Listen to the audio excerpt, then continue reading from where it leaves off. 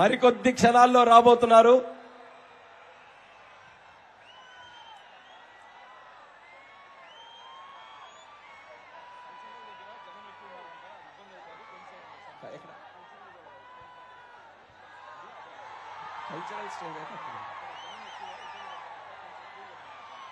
అలాగే cultural stage దగ్గర జనం కొంచెం ఇబ్బంది పడుతున్నారు. కొంతవరకు అక్కడ క్లియర్ చేయవలసిందిగా కోరుతున్నాం. కల్చరల్ స్టేజ్ దగ్గర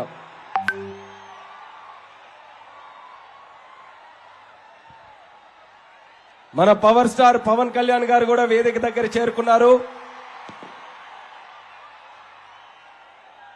మరికొద్ది క్షణాల్లో అందరూ కూడా వేదికను అలంకరించబోతున్నారు. ఈలోగా తరువాత మాట్లాడబోయేటటువంటి వక్త జనసేన పార్టీ నుంచి పిసి చంద్రమోహన్ గారు మాట్లాడవలసిందిగా కోరుతున్నాం.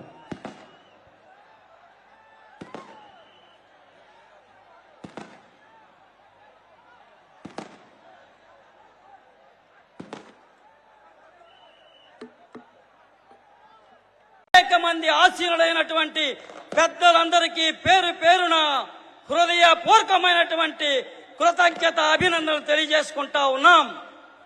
అలానే ఈ వేదికకి విచ్చేసినటువంటి ఉత్తరాంధ్ర నలుమూల నుంచి విచ్చేసినటువంటి జన సైనికులకు, వీర మహిళలకు, తెలుగుదేశం పార్టీ కార్యకర్తలకు, నాయకులకు అందరికీ పేరు పేరున హృదయపూర్వకమైనటువంటి కృతజ్ఞత అభినందనలు తెలియజేసుకుంటా ఉన్నాం.